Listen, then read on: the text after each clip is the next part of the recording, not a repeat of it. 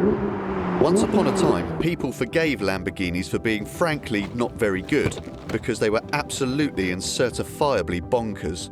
Those days are now gone, because buyers spending so much money on a car demand much more than just brash looks and insane speed. The modern Lambo is now a more grown-up, more well-rounded offering, and the Huracan, which faces off against cars like the Ferrari 458 Italia and the McLaren 650S, is proof.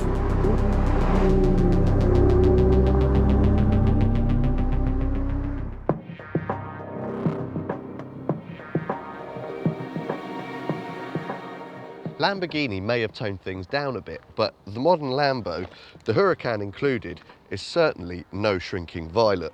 The front end is all sharp edges and angular details, and instantly that gives a look of menace and aggression.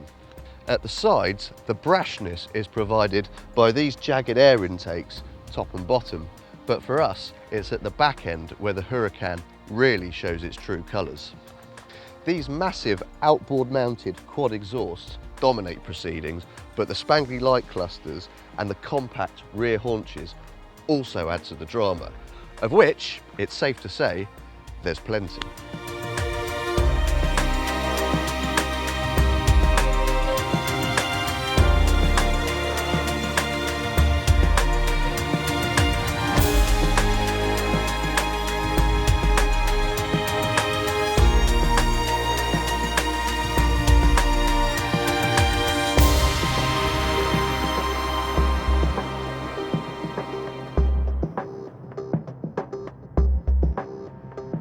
The cabin isn't short on drama either. Check out this little cover for the start button, which looks like the missile launcher on a jet fighter.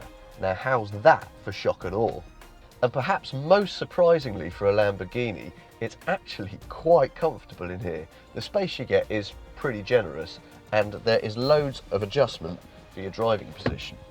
True, the cabin isn't completely free of classic Lambo weirdness. The indicators are operated by this slider switch on the steering wheel, and it is impossible to cancel a signal without signalling the other way, and it drives you mad. This TFT monitor behind the steering wheel is also pretty cluttered because it contains all your infotainment menus as well as your usual driving instruments. You get hardly any kit as standard either. Sat-nav, Bluetooth, even an alarm cost extra. So do rear parking sensors, and with the view out of the back of this thing, you are going to need those. And while the interior feels reasonably exotic, there are just one or two places where the quality of the materials is just a wee bit disappointing. To be fair though, that is a criticism you could level at most supercars, and the same goes for the minuscule space you get for your luggage.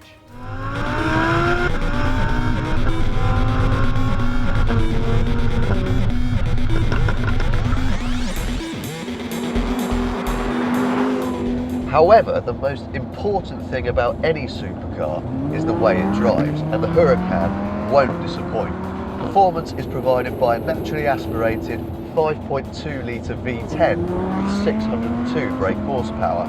Vital statistics: 0 to 62 in 3.2 seconds and a top speed of 202 miles per hour. But it's the way that the power's delivered that really gets you.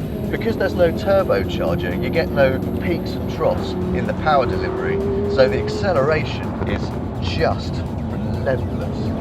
And if you select one of the sportier settings on this rocker switch down here, the exhaust gets a whole lot louder, and it sounds just awesome. The thing that really sets the Huracan apart from its rivals is the fact that it's four-wheel drive rather than rear-wheel drive, and that gives you immense grip and traction when you're tackling a set of bends.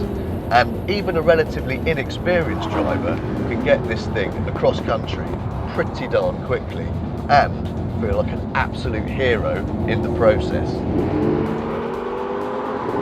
But if we're honest, for the more experienced driver, the Huracan lacks a little something compared with its rivals from Ferrari and McLaren. It just doesn't quite feel as deft or as graceful or as responsive as those cars, and the steering just doesn't give you the same feeling of connection with the road. That said, the Huracan is the most refined Lamborghini we have driven in some years, thanks in no small part to this smooth twin-clutch gearbox. This particular car also has the optional adaptive suspension, and in its least hardcore setting, the ride isn't all that raw. However, it's still not as refined or as comfortable as a McLaren 650S. Overall, the Huracan isn't the most polished supercar of its type, but it's the closest Lamborghini has come to troubling the class leaders for many, many years. Importantly, it's still a Lambo. Outrageous looking, outrageously fast, and outrageously noisy. Also, it's a more left field choice than a Ferrari or a McLaren, and that in itself will be extremely appealing to many supercar buyers.